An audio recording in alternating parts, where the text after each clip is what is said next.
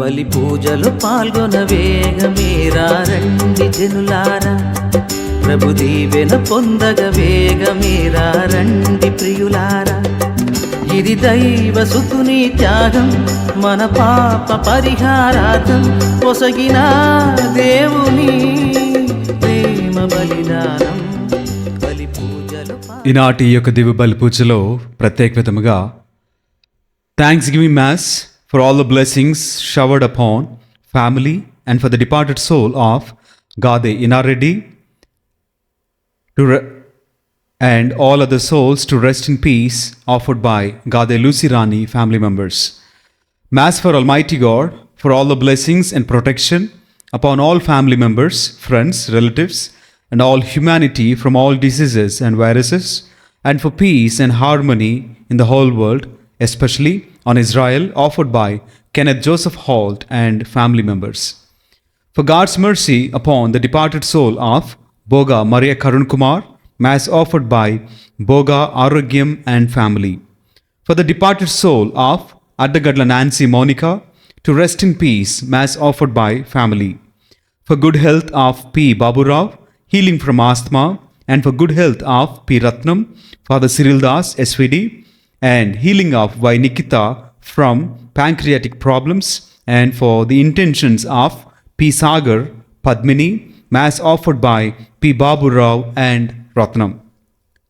వీటితో పాటుగా అనేక మంది వారి యొక్క జీవితంలో ఉన్నటువంటి అవసరముల నిమిత్తము, వారికి ఉన్న శోధన నిమిత్తము, ఆర్థిక ఇబ్బందుల నిమిత్తము, మారు మనస్సు నిమిత్తము, బిడ్డల యొక్క ఉద్యోగముల నిమిత్తము ప్రార్థన చేయమని అడుగుచుండగా, వీరిటన్నిటినీ కూడా ఈరోజు దేవునికి ఈ యొక్క దివ్య బలి పూజలు సమర్పిస్తూ, దేవుని చిత్తము ప్రకారము, దేవుని యొక్క కృప ప్రకారము, దేవుని యొక్క సమయము ప్రకారము ఈ విన్నపములన్నింటినీ కూడా దేవుడు అంగీకరించి మనందరికీ నెరవేర్చినట్లుగా ఈ యొక్క దివ్య బలి పూజలో ప్రార్థన చేద్దాం.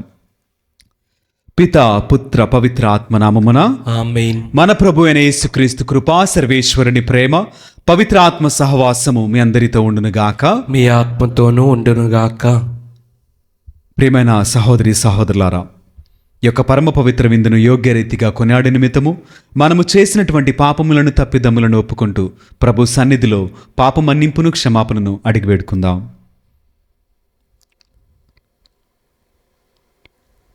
సర్వశక్తి గల సర్వేశ్వరుని చెంతను, సహోదరి సహోదరులారా, మీ చెంతను నా పాపములను ఒప్పుకొనుచున్నాను.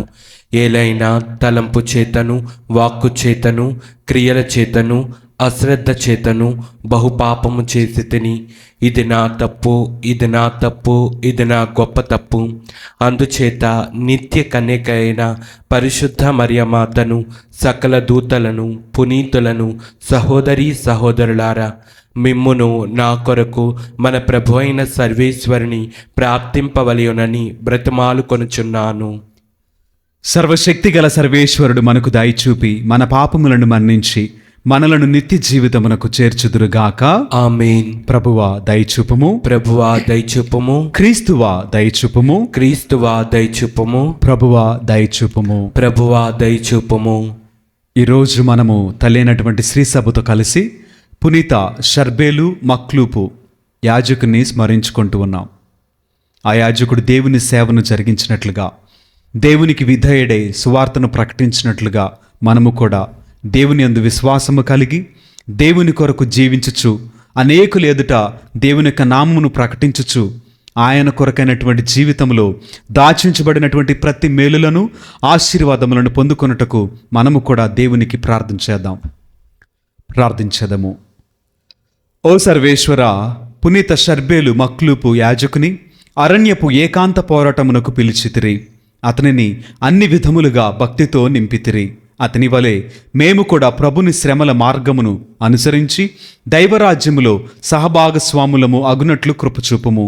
మీతోను పవిత్రాత్మతోను కలిసి యుగయుగములు జీవించుచు పరిపాలించు మా ప్రభును మీ ప్రియకుమారుడునైన యేసుక్రీస్తు ద్వారా ఈ మనవి చేయుచున్నాము. ఆమేన్.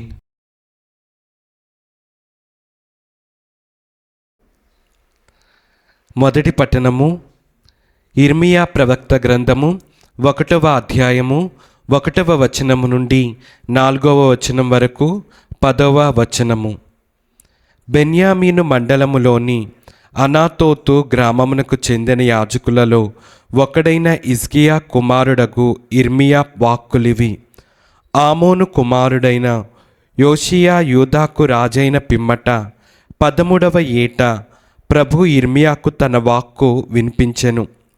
యోషియా కుమారుడగు యెహోయాకీము యూదాకు రాజుగా ఉన్న కాలమున కూడా ప్రభు తన వాక్కును ఇర్మియాకు వినిపించెను. అటు తరువాత యోషియా కుమారుడగు సిద్కియా రాజున యూదాకు రాజైన పిమ్మట 11వ ఏట చివరి వరకును ప్రభు తన వాక్కును అతనికి వినిపించుచూనే ఉండెను. ఆ 11వ ఏట 5వ మాసమున యెరూషలేము పౌరులను బందీలుగా కొనిపోయిరి.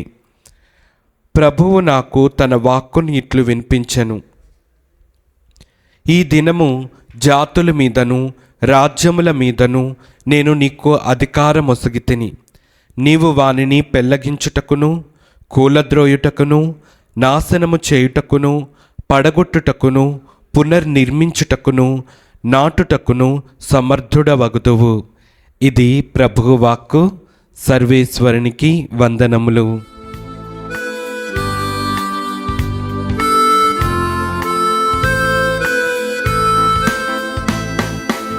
ప్రభు సన్నిధిలో ఆనందమే ఉల్లాసమే అనుదినం.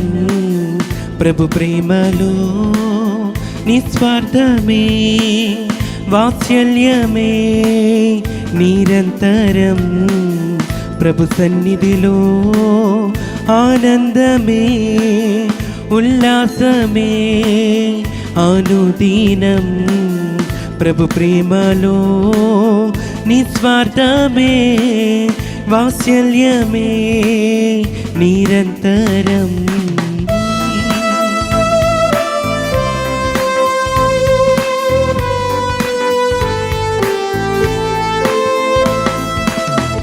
ఆకాశము కంటే ఎత్తైనది మన ప్రభు యేసుని కృపా సన్నిధి.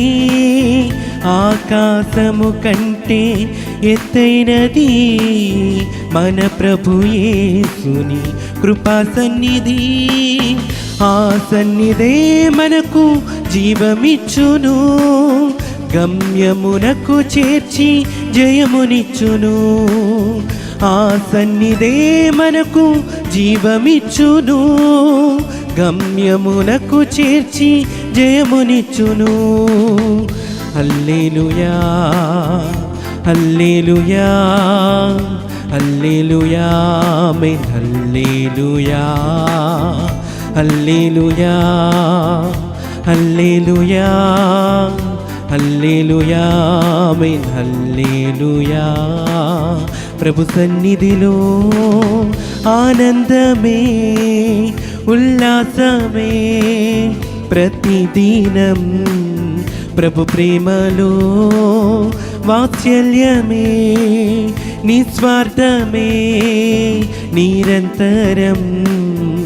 హల్లెలూయా హల్లెలూయా హల్లెలూయా ఆమేన్. హల్లెలూయా హల్లెలూయా హల్లెలూయా హల్లెలూయా ఆమేన్. హల్లెలూయా. ప్రభువు మీతో ఉందురుగాక. పునీత మత్తయి గారు రాసిన సువిశేషంలోని భాగము. ప్రభువా మీకు మహిమ కలుగునుగాక. 13వ అధ్యాయము పరిశుద్ధ వచనములు 1 నుండి 9 వరకు వాక్యము. మత్తయి సువార్త 13వ అధ్యాయము పరిశుద్ధ వచనములు 1 నుండి 9 వరకు వాక్యము. ఆ దినమున యేసు ఇల్లు వెడలి సముద్ర తీరమున కూర్చుండెను. అప్పుడు జనులు గుంపులు గుంపులుగా ఆయన చుట్టూను చేరగా ఆయన ఒక పడవనెక్కి కూర్చుండెను. జనులందరూ తీరమున నిలుచుండిరి. ఆయన వారికి అనేక విషయములను ఉపమాన రీతిగా చెప్పెను. విత్తువాడొకడు విత్తనములు వెదజల్లుటకు బయలుదేరెను. అట్లు వెదజల్లుచుండగా కొన్ని విత్తనములు త్రోవ పక్కన పడెను. పక్షులు వచ్చి వానిని తినివేశెను. మరికొన్ని చాలినంత మన్ను లేని రాతి నేలపై పడెను. అవి వెంటనే మొలిచెను, కాని సూర్యుని వేడిమికి మాడి వేరు లేనందున ఎండిపోయెను. మరికొన్ని ముండ్ల పొదలలో పడెను. ఆ ముండ్ల పొదలు ఎదిగి వానిని అణిచివేశెను. ఇంకను కొన్ని సారవంతమైన నేలపై పడెను. అవి పెరిగి ఫలింపగా 100 60 30 పంటనిచ్చెను. వినుటకు వీణులున్నవాడు వినుగాక అని యేసు పలికెను. ఇది క్రీస్తుని సువిశేషము. క్రీస్తువా మీకు స్తుతి కలుగునుగాక. Hallelujah, hallelujah, hallelujah, hallelujah, hallelujah. Hallelujah. Praise the Lord, praise the Lord, praise the Lord, praise the Lord, praise the Lord. Praise the Lord. దేవునికి మహిమ కలుగునుగాక. ఆమేన్, దేవుడు మనలను దీవించునుగాక. ఆమేన్. చదువుకున్నటువంటి వాక్యము అనేక మార్లు మనము వినేముంటాం. దేవుడు ఉపమాన రీతిగా ఒక సన్నివేశాన్ని, దేవుడు చెప్పాలనుకున్నటువంటి ఒక సందేశాన్ని చాలా స్పష్టంగా, తేలికగా, ఒక మనిషికి అర్థమయ్యే విధంగా ఉపమాన రీతిగా ఆయన చెప్పడం జరుగుతుంది. ఈ ఉపమాన భావము మనందరికీ మరొక చోట యేసుక్రీస్తు వారు అదే అధ్యాయంలో వాటిని దేవుడు వివరించి తన శిష్యులతో చెప్పినట్లుగా మనము శుక్రవారం రోజున వాక్యాన్ని చదువుకోబోతున్నాం. ఇక్కడ చదువుకున్నటువంటి ఈ మాటల్లో మనం గమనించినట్లయితే జనసమూహములు యేసుక్రీస్తు వారి వద్దకు వస్తూనే ఉన్నారు. కారణం ఏంటి అని ఆలోచన చేస్తే, యేసుక్రీస్తు వారి వద్ద వారికి కావలసినది ఆయన దగ్గర ఉన్నది. దానిని పొందుకోవాలని ఆశ కలిగినటువంటి ప్రజలు ఆయన ఎక్కడ ఉన్నాడో వెదుకుతూ ఉన్నారు. ఉన్నటువంటి ఆయనను కనుగొని ఆయన వద్దకు రావటము జరుగుతున్నటువంటి సన్నివేశాలు మనము గత కొన్ని రోజులుగా చదువుకుంటూనే ఉన్నాం. ఇక్కడ యేసుక్రీస్తు వారు తన ప్రజలు దేనినైతే ఆశించి ఆయన వద్దకు వస్తున్నారో వాటన్నిటిని కూడా చాలా స్పష్టంగా వారికి వివరిస్తున్నారు. వారికి కావలసినటువంటి సమస్తమును ఆయన చేయిచూ ఉన్నారు. కనుక ప్రజలు ఆయనను వెంబడించటము జరుగుతుంది. ఎందుకని ఉపమాన రీతిగానే తీసుకుంటున్నారు యేసుక్రీస్తు వారు అంటే, మనిషి జ్ఞానం అనేటువంటిది చాలా చాలా పరిమితమైంది. ఆ పరిమితికి మించి చెప్పబడితే మనిషి అర్థం చేసుకునేటువంటి జ్ఞానాన్ని కోల్పోతాడు, అర్థము చేసుకోలేడు. ఎందుకనంటే దేవుని జ్ఞానము ఉన్నతమైనటువంటిది. దేవుని యొక్క ఆలోచనలు మానవుని ఆలోచనలకు ఉన్న వ్యత్యాసము భూమికి ఆకాశమునకున్నంత వ్యత్యాసమని చెప్పబడుతుంది. కనుకనే దేవుడు ఒక మనిషి జ్ఞానాన్ని బట్టి, వారికి ఉన్నటువంటి శక్తి సామర్థ్యములను బట్టి దేవుడు ఉపమాన రీతిగా బోధిస్తూ అంత తగ్గించారండి. ఇప్పుడు చెప్పబడినటువంటి ఈ మాటల్లో భావాన్ని ఎంతమంది గుర్తించగలుగుతున్నారు, ఎంతమంది అర్థం చేసుకోగలుగుతున్నారు అంటే కొంతమందే ఈ యొక్క అర్థాన్ని అర్థము చేసుకొని పాటించుచు దేవుడిచ్చేటువంటి దీవెనలు పొందుకుంటూ ఉన్నారు. అంతే కదా. ఇక్కడ సరి చూద్దాము. ఇక్కడ చెప్పబడినట్లుగా విత్తువాడొకడు విత్తనములు వెదజల్లుటకు బయలుదేరును. ఈ మాట గురించి ధ్యానం చేద్దాం. విత్తువాడు ఎవరై ఉంటారు? విత్తువాడు ఎవరు అంటే సాక్షాత్తు దేవుడు అని చెప్తున్నాం. ఏం విత్తాడు? విత్తనాన్ని విత్తాడు అని అంటున్నాం. విత్తినటువంటి వ్యక్తి దేవుడైతే విత్తబడినటువంటి విత్తనం ఏమై ఉండాలి? దేవుని యొక్క వాక్యము. మనందరికీ తెలుసు దేవుని వాక్యము అని వెంటనే చాలా స్పష్టంగా రాయబడింది అని అనుకుంటాం. అయితే దేవుని వాక్యము దేవుడే వాక్యము. ఆలోచించండి. దేవుని వాక్యము అనేటువంటి మాట ఎలా ఉంది, దేవుడే వాక్యము అనేటువంటి మాట ఎలా అనిపిస్తుంది మనకి? అంతే కదా. దేవుని వాక్యం అంటే ఎస్, దేవుని వాక్యం రైట్. కానీ ఇదే దేవుడైతే మన ఆలోచన మరింత ఎక్కువగా ఉంటుంది. ఇప్పుడు దేవుడే వాక్యం అని చెప్పబడితే ఈ వాక్యమును ఎవరు కూడా అలుసు తీసుకోరు, ఎవరు కూడా తగ్గించలేరు. బికాస్ కారణం ఏంటంటే నేను కనుక పాటించకపోతే ఎవరిని అంగీకరించలేదు అంటే సాక్షాత్తు దేవుని అంగీకరించలేదు. దేవుని వాక్యం అంటే చెప్పబడిన మాటలు ఒకడంటాడు అవి చాలా కఠినమైనవి కదా, ఎవరు అంగీకరించగలరు, ఎవరు పాటించగలరు అని ఒకరంటారు ఈయన మనుష్య కుమారుడు కాదా, ఈయన తండ్రి మన దగ్గర లేడా, ఈయన తల్లి మనకు తెలీదా, సోదరులు మనతో లేరని ఒకళ్ళు అంటారు. అదే దేవుడే వాక్యం అంటే ఎవరు దూరం చేసుకుంటారు, ఎవరు దేవునికి వ్యతిరేకంగా జీవిస్తారు, జీవించే ధైర్యం చేయగలుగుతారు ఎవరైనా? ఎవరు కూడా చేయరు. మనం అందరం ఆలోచించేద్దాం, అసలు దేవుడు ఎవరు అని అంటే బైబిల్ గ్రంథంలో మనకి అనేకమైనటువంటి పేర్లు ఇవ్వబడుతున్నాయి. యెహోవా రాఫా అంటాం, యెహోవా షాలోమ్ అంటాం, యెహోవా ఎల్ షద్దాయ్, యెహోవా సిక్కేన్ అంటాం. ఇవన్నీ కూడా దేవుడికి ఇవ్వబడినటువంటి పేర్లు. అంటే ఒక్కొక్కరు ఒక్కొక్క తీరుగా దేవుని యొక్క అనుభవాన్ని బట్టి, దేవుడు బయలుపాటుని బట్టి ఈ పేర్లతో పిలుస్తూ ఉంటాం. మనకందరికీ అర్థమైనటువంటి మాట చెప్పాలనంటే దేవుడు ఉన్నవాడు, దేవుడు మనతో ఉన్నాడు, దేవుడు మనలో ఉన్నాడు. సింపుల్గా మాట్లాడుకుంటే, చాలా సింపుల్గా మాట్లాడుకుంటే దేవుడు ఉన్నాడు, దేవుడు నాతో ఉన్నాడు, దేవుడు నాలో ఉన్నాడు. సింపుల్. దేవుడు ఎక్కడున్నాడు ఆయన అంటే ఉన్నాడు. ఎక్కడ అంటే దేవుడు నీతో ఉన్నాడు.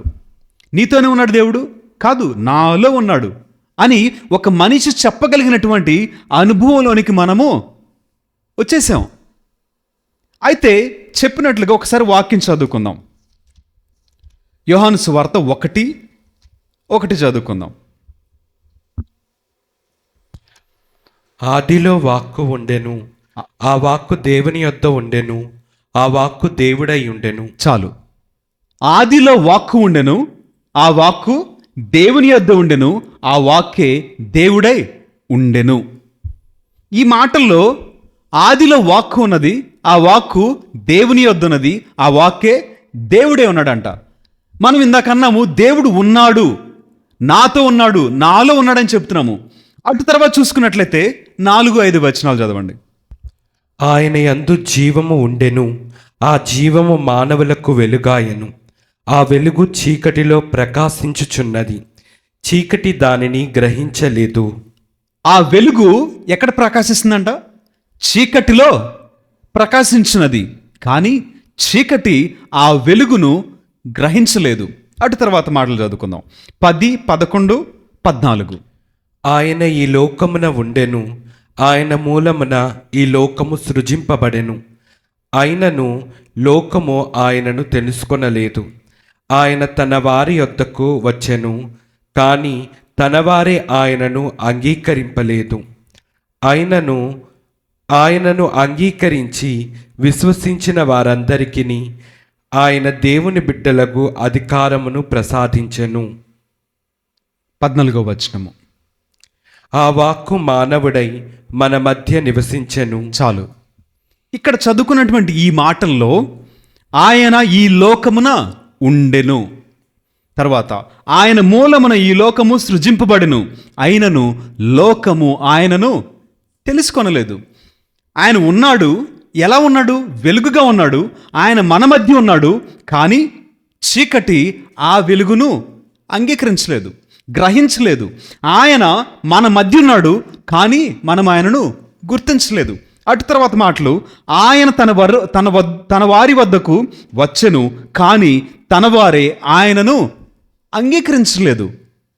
దేవుడు ఉన్నాడని చెప్పేటువంటి నేనే ఆయన ఏ రూపంలో ఉన్నాడు గుర్తించలేనటువంటి గ్రుడ్డితనంలో బ్రతుకుతున్నాము.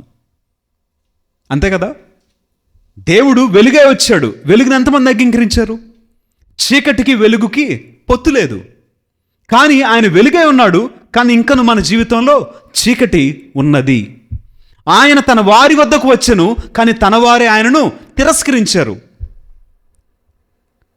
ఆయన నాతో ఉన్నాడు, కానీ నేను ఇంకా ఆయన నాతో ఉన్నాడని తెలుసుకునేటువంటి జ్ఞానాన్ని నేను కలిగి లేను.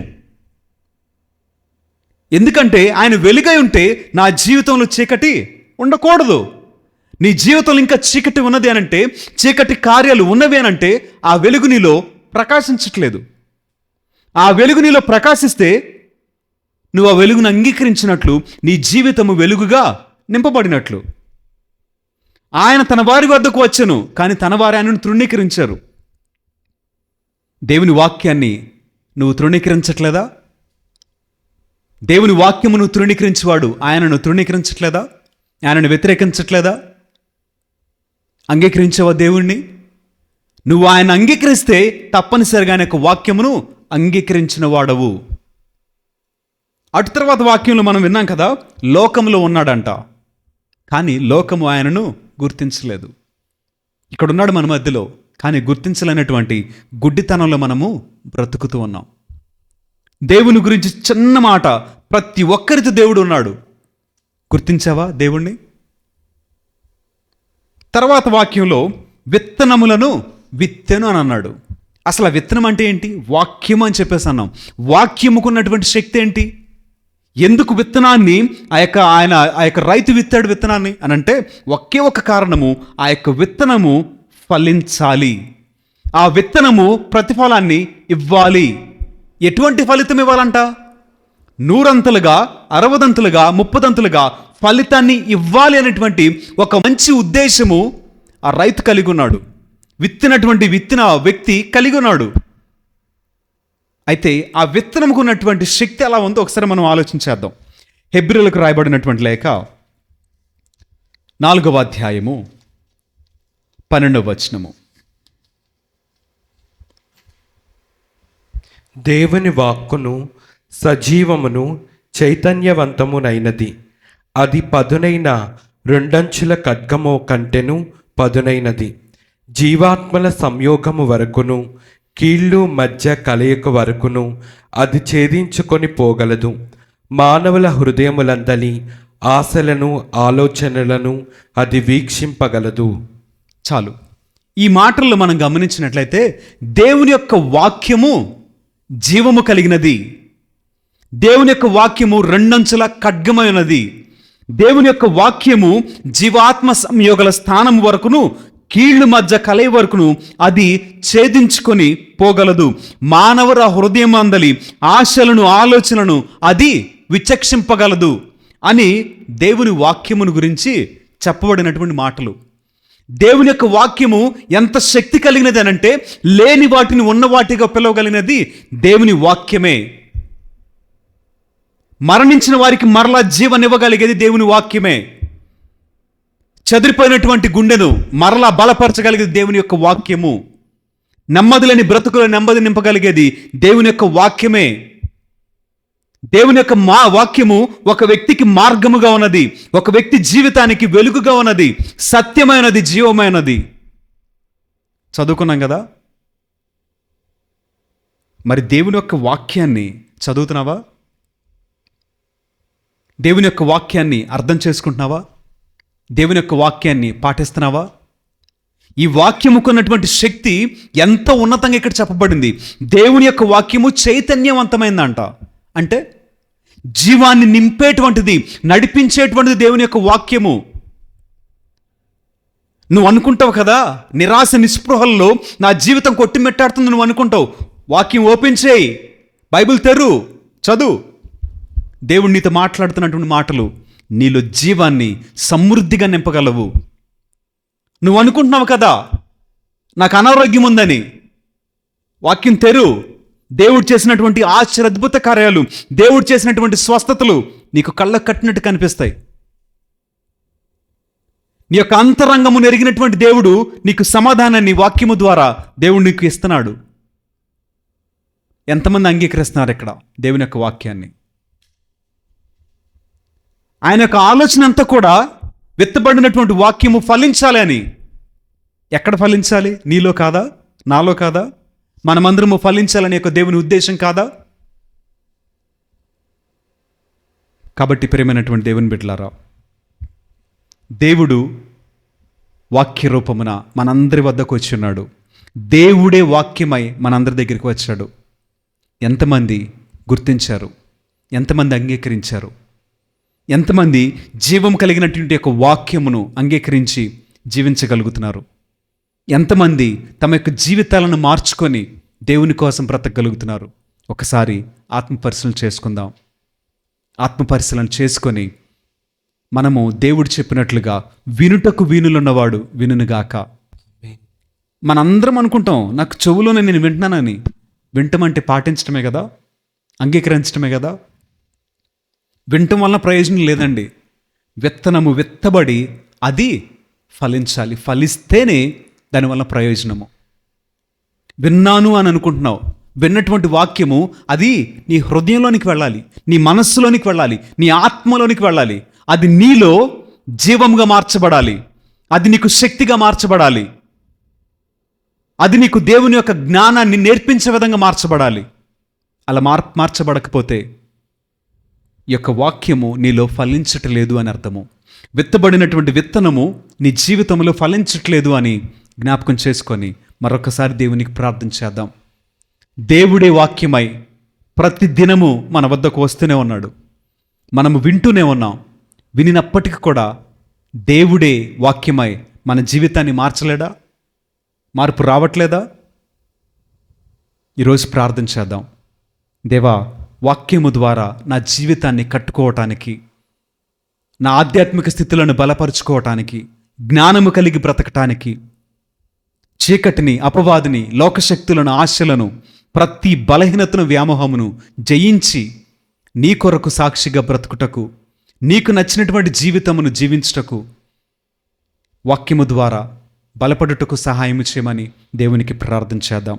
దేవుడు మనలను దీవించునుగాక. ఆమేన్.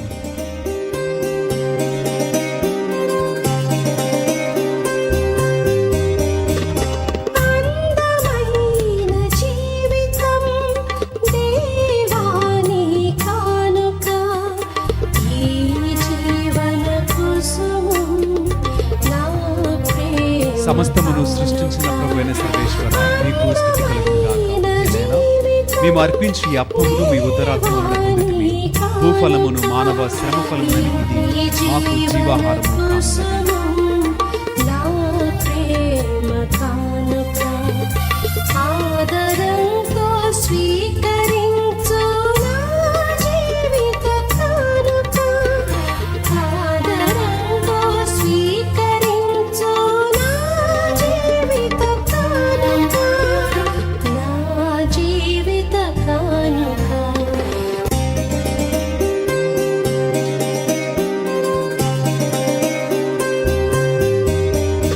సమస్తమును సృష్టించిన ప్రభువైన సర్వేశ్వర, నీకు స్తుతి కలుగునుగాక. ఎలైనా మేము అర్పించి ఈ ద్రాక్షరసమును మీ ఉదరాత్మలను పొందితిమి. భూఫలమును మానవ శ్రమ ఫలమునని ఇది మాకు ఆధ్యాత్మిక పాలన కానున్నది.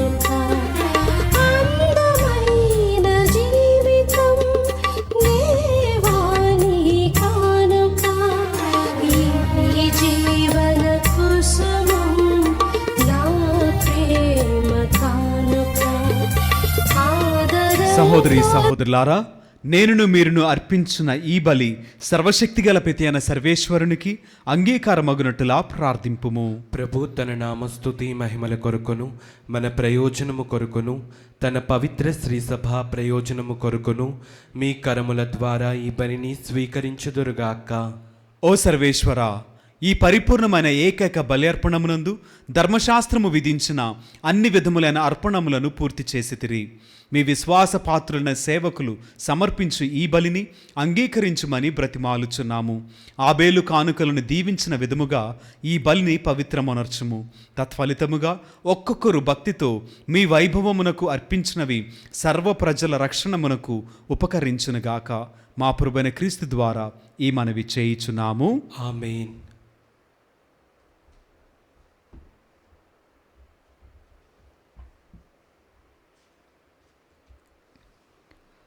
ప్రభువు మీతో ఉందిరుగాక. మీ ఆత్మతోనూ ఉండునుగాక. మీ మనస్సులను ఉన్నతమునకు త్రిప్పుము. ప్రభు వైపు త్రిప్పి ఉన్నాము. మన దేవుడైన ప్రభువునకు కృతజ్ఞత తెలుపుదము. కృతజ్ఞత తెలుపుట యుక్తము, న్యాయము. ప్రభు అయిన దేవా, పావన పిత, సర్వశక్తిగల నిత్య సర్వేశ్వర, మేము ఎల్లప్పుడూ ఎచ్చుటను మీకు కృతజ్ఞతావందనములు మా ప్రభు అయిన క్రీస్తు ద్వారా చెల్లించుట యుక్తము, న్యాయము, ధర్మము, రక్షణదాయకము. మీ వాక్కు అయిన క్రీస్తు ద్వారా సమస్తమును సృష్టించితిరి. మమ్మును విమోచించుటకై మీరు పంపిన రక్షకుడు అతడే. అతడు పవిత్రాత్మూలన శరీరము ధరించి కన్యకు నుండి జన్మించెను.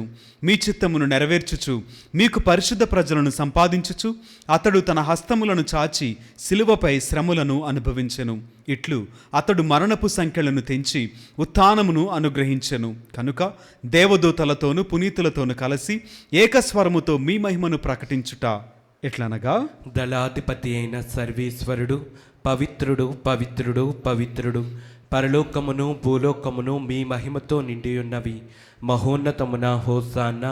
ప్రభు నామమున వేయించేవాడు ధన్యుడు. మహోన్నతమున హోసాన్నా. ఓ ప్రభువా, మీరు నిక్కముగా పవిత్రులు, సర్వ పవిత్రతకు ఓటయి మీరే. కనుక మీ పవిత్రాత్మ ద్వారా ఈ కానుకలను పరిశుద్ధపరచ బ్రతిమాలుచున్నాము. ఈ విధమున ఇవి మా కొరకు మా ప్రభు అయిన యేసు క్రీస్తు శరీర రక్తములు అగునుగాక. అతడు శిలువ శ్రమలకు తనను తను ఇష్టపూర్తిగా అప్పగించుకొనినప్పుడు అప్పమునందుకొని కృతజ్ఞతావందనములు చెప్పి స్తుతించి త్రుంచి శిష్యులకిచ్చు ఇట్లనెను, మీరందరూ దీనిని తీసుకొని భుజింపుము. ఏలైనా ఇది మీ కొరకు అప్పగింపబడనున్న నా శరీరము. హోనా ఏలినవారా, హోనా సర్వేశ్వరా.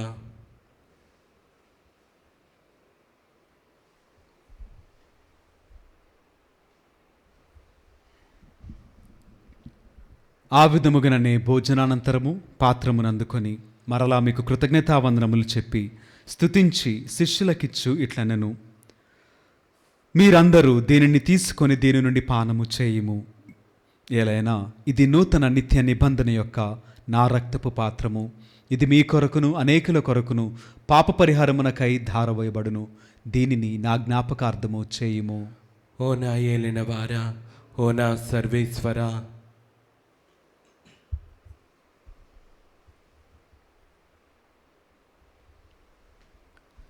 ఇది విశ్వాస రహస్యము. ప్రభువా, మేము నీ మరణం ప్రకటించదము, మీ ఉత్థానమును చాటెదము.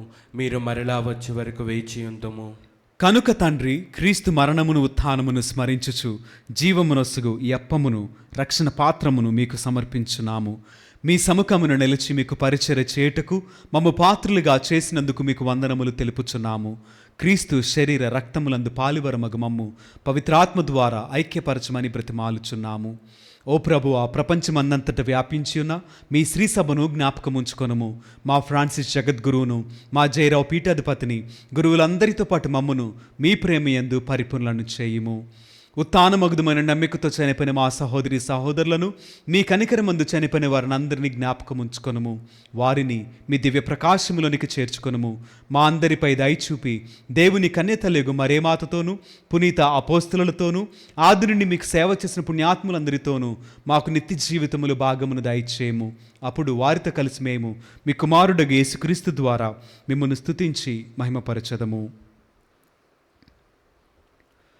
క్రీస్తు ద్వారా, క్రీస్తుతో, క్రీస్తునందు సర్వశక్తిగల పిత అయిన సర్వేశ్వర, పవిత్రాత్మతో ఏకమైండు మీకు యుగయుగములు గౌరవ మహిమలు కలుగునుగాక. ఆమేన్. మరొకసారి ప్రభు నేర్పినటువంటి ప్రార్థన ద్వారా మన ప్రతి అవసరము దేవుని సన్నిధిలో వినిపించినట్లుగా మన ప్రార్థన, మన విజ్ఞాపన దేవుడు అంగీకరించినట్లుగా మన అవసరములన్నింటినీ అందు దేవుడు దయ కలిగి ఆయన కనికరమును బట్టి మన పక్షమున ఆయన యుద్ధము చేయాలని, మనకున్నటువంటి కన్నీటిని తుడవాలని, మంచి ఆరోగ్యమును దయచేయాలని, సంతానం లేని ప్రతి ఒక్క బిడ్డకు కూడా దేవుడు తన అనుగ్రహమును బట్టి సంతానమును దయచేయాలని, మారు మనస్సును దయచేయాలని, ప్రతి వ్యసనము నుండి, ప్రతి బలహీనత నుంచి దేవుడు విడుదల విముక్తిని కలుగు చేయాలని, బిడ్డలకు ఉద్యోగములను దయచేయాలని, ఇంకను వ్యక్తిగతముగా ఉన్నటువంటి సమస్యలు, శోధనలన్నింటినీ కూడా దేవుడు విజయమును, విడుదలను కలుగుచినట్లుగా భక్తి శ్రద్ధలతో మరొకసారి ప్రార్థన చేద్దాం. పరలోకమందున మా యొక్క తండ్రి, మీ నామం పూజింపబడునుగాక, మీ రాజ్యం వచ్చునుగాక, మీ చిత్తము పరలోకమందు నెరవేరినట్లు భూలోకమందును నెరవేరునుగాక. నానాటికి కావలసిన మా అన్నము మాకు నీటికి అనుగ్రహింపుము. మా యొద్ద అప్పబడిన వారిని మేము మన్నించినట్లు మా అప్పులను మీరు మన్నింపుము. మమ్ము శోధన యందు ప్రవేశింపనివ్వక కీడుల నుండి మమ్ము రక్షింపుము. ప్రభువా, అన్ని కీడుల నుండి మమ్ము రక్షింపుము. మా ఈ రోజులలో మాకు శాంతిని ప్రసాదింపుము. మీ దయానుగ్రహము వలన పాపము నుండి మమ్ము విముక్తులను చేసి అన్ని కలతల నుండి సర్వదా కాపాడుము. మేము మోక్షానందమును మా రక్షకుడైన యేసుక్రీస్తు ఆగమమును నిరీక్షించుచుందుము. ఏలైనా నిరంతరము మీదే రాజ్యము, మీదే అధికారము, మీదే మహిమ. శాంతిని మీకు అనుగ్రహించుచున్నాను, నా శాంతిని మీకు ఇచ్చుచున్నాను అని మీ అపోస్తలులతో వచించిన ప్రభు అయిన యేసువా, మా పాపములను లెక్కింపక మీ శ్రీసభ విశ్వాసమును వీక్షింపుము. మీ చిత్తము ప్రకారము మీ సభకు శాంతిని, ఐక్యమును అనుగ్రహింపుము. యుగయుగములు జీవించుచు పరిపాలించు ప్రభువా, ఆమేన్. ప్రభుని యొక్క శాంతి సమాధానములు ఎల్లప్పుడూ మీ అందరితో ఉండునుగాక, మీ ఆత్మతోనూ ఉండునుగాక. ఒకరికొకరు సమాధానమును తెలుపుకుందము.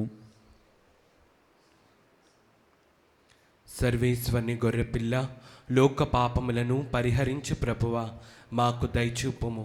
సర్వేశ్వరుని గొర్రెపిల్ల, లోక పాపములను పరిహరించు ప్రభువా, మాకు దయచూపుము. సర్వేశ్వరుని గొర్రెపిల్ల, లోక పాపములను పరిహరించు ప్రభువా, మాకు శాంతిని దయచేయము.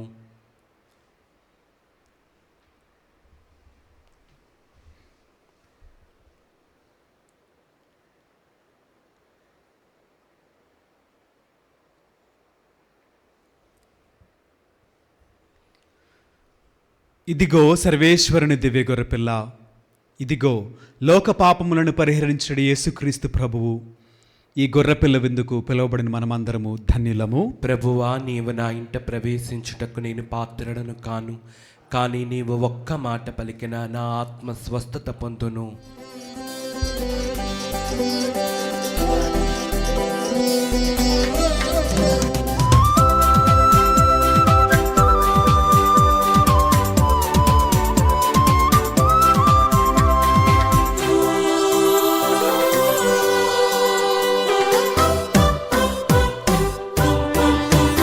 ఇది ఆత్మీయ విందు, ప్రభు యేసుని విందు. ఇది పరలోక విందు, పరిశుద్ధతతో పొందు. ఇది ఆత్మీయ విందు, ప్రభు యేసుని విందు. ఇది పరలోక విందు, పరిశుద్ధతతో పొందు. ఆమేన్ అనుచు నీవు శిరమును వంచి స్వీకరించుము. కృపామయుడును నెనరు గలవాడునైన ప్రభువు అద్భుత కార్యములను మనము జ్ఞాపకము చేసుకున్నట్లు చేసెను.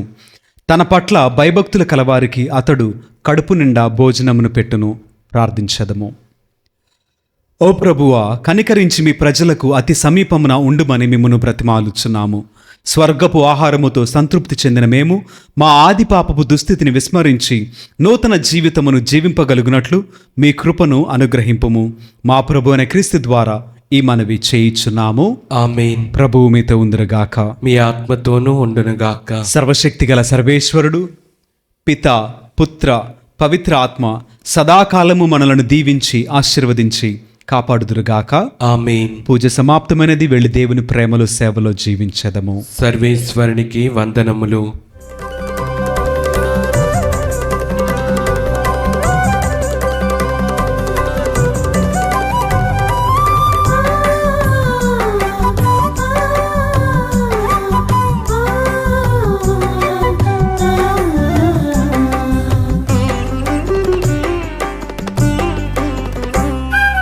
వందనం ప్రభు, వందనం వందనం ప్రభు, వందనం.